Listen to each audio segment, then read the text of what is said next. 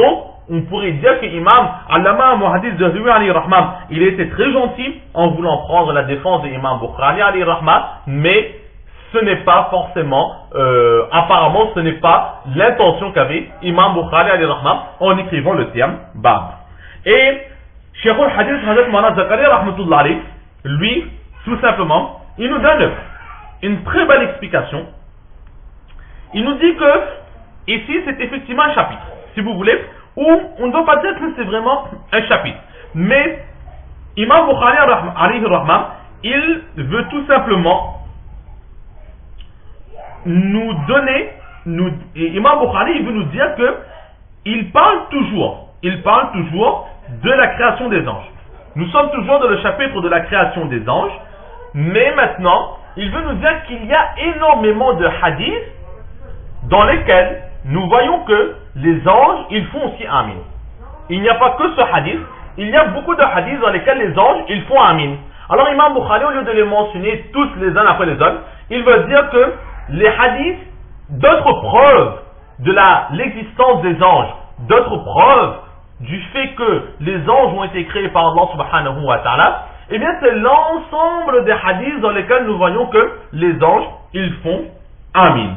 Ainsi, le terme Bab ne devra pas être traduit par chapitre, mais le terme Bab sera tous les hadiths parlant d'eux. Donc, si on retraduit le titre que nous avons, Babu Iza Qala Ahadukum, ici nous allons dire tous les hadiths parlant du fait que lorsque les anges font amin en même temps que l'être humain, leurs péchés seront pardonnés. Donc l'ensemble de tous ces hadiths-là sont aussi des preuves de l'existence des anges. Là, c'est un premier point que nous devions voir au sujet de ce chapitre. La deuxième chose, c'est que ce morceau de hadith, en fait, vient d'un hadith qui nous est donc rapporté par Abu Huraira radiallahu ta'ala, qui dit que le saint prophète sallallahu alayhi wa sallam a dit, lorsque en fait ce hadith-là, trouve sa place dans le chapitre de la salat, de la prière, le namaz. Et c'est quoi?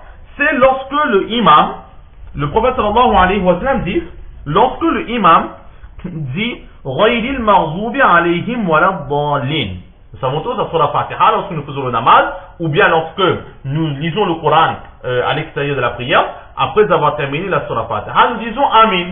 Alors il faut savoir, le prophète sallallahu alayhi wa sallam, il dit que lorsque nous sommes en congrégation, dans la prière, et que le imam, il dit Ghayril maghdubi alayhim waladdallin, le prophète sallallahu alayhi wa sallam dit, ô vous, les musulmans, qui n'êtes pas le imam, mais qui suivez le imam, arrivez à waladdallin, vous aussi dites Amin.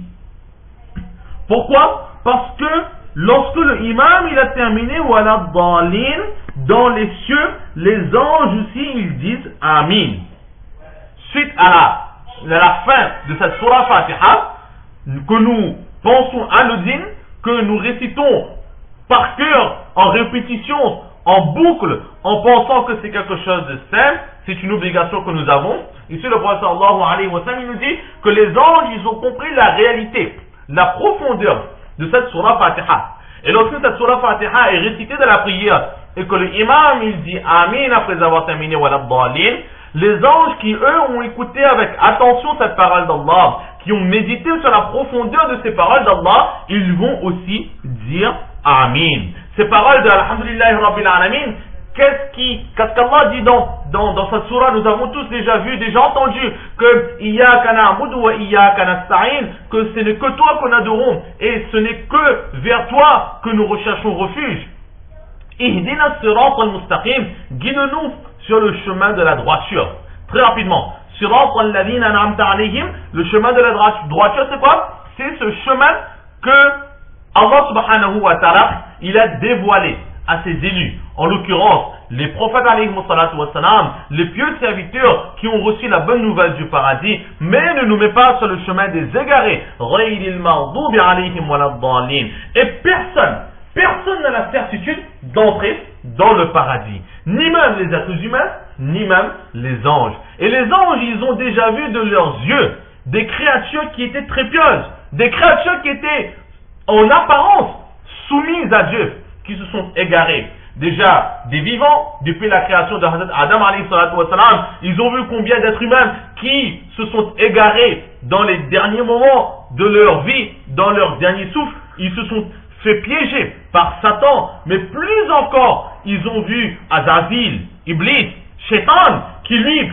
avait été élevé jusqu'aux cieux avec les anges, et pour une désobéissance à Allah subhanahu wa ta'ala l'a chassé. Les anges, ils l'ont vu de leurs yeux. Ils savent que l'égarement n'est pas loin. L'égarement nous guette. Donc en entendant Wala Dhalin, alors eux aussi ils disent Amin. Que et Allah, nous aussi nous recherchons ce refuge. Nous aussi nous espérons cette guidée. Nous aussi nous espérons cette réussite.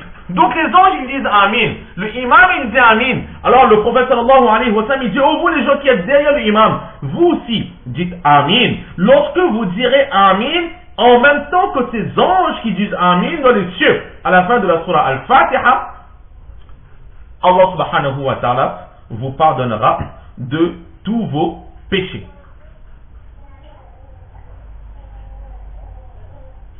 Donc là nous voyons le pardon d'Allah subhanahu wa ta'ala lorsque nous disons Amin en même temps que les anges, et ce hadith-là est propre à la prière. En dehors de la prière, ces récompenses ne seront pas accordées, elle est propre à la prière. Donc c'est pour cela que dans le chapitre de la prière, Imam Bukhari il a aussi rapporté ce hadith.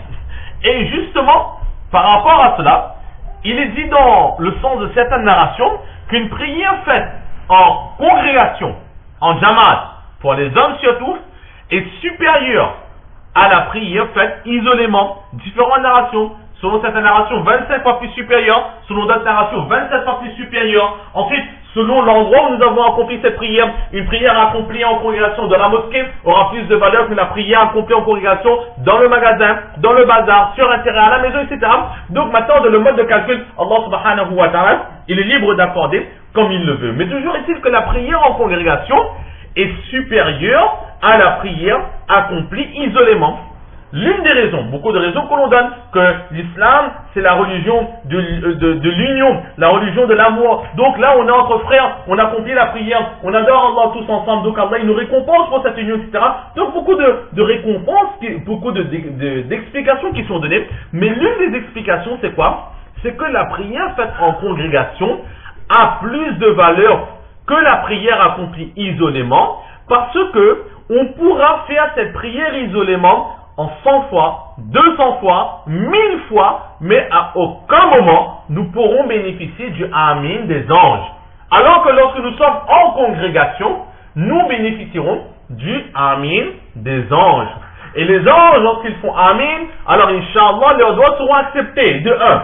Et de deux, lorsque notre Amin coïncidera avec le Amin des anges, nos péchés seront effacés. Alors que lorsque nous sommes seuls, dans la prière, nous accomplissons cette prière isolément, nous sommes privés du Amin de ces anges, donc privés de l'acceptation de nos doigts, ou de la certitude, de la quasi-certitude de l'acceptation de nos doigts, et nous sommes aussi privés du pardon de nos péchés. C'est pour cela que la prière en congrégation a plus de valeur que la prière accomplie isolément.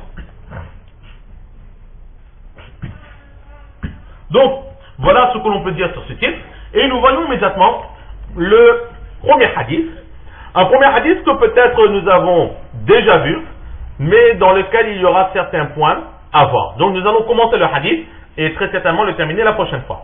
وبه قال حدثنا محمد قال حدثنا مخلد قال أخبرنا ابن جريج عن إسماعيل ابن أمية أن نافعا حدثه أن القاسم بن محمد حدثه عن عائشة رضي الله تعالى عنها وعنهم أجمعين قالت حشوت للنبي صلى الله تعالى عليه وعلى آله وسلم وسادة فيها تماثيل كأنها نمرقة فجاء فقام بين البابين وجعل يتغير وجهه فقلت ما لنا يا رسول الله قال ما بال هذه الوسادة قلت وسادة جعلتها لك لتضطجع عليها قال أما علمت أن الملائكة لا تدخل بيتا فيه سورة وأن من صنع السور يعذب يوم القيامة فيقول أحيوا ما خلقتم.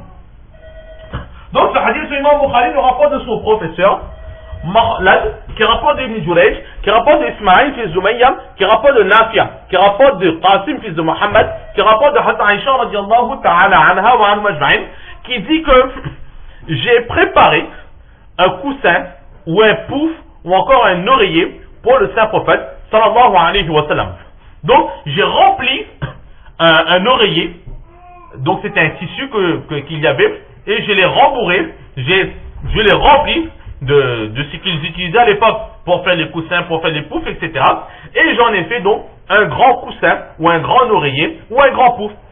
Cependant, le tissu qui recouvrait ce coussin-là comportait des tamasil, des portraits, comportait des images de personnes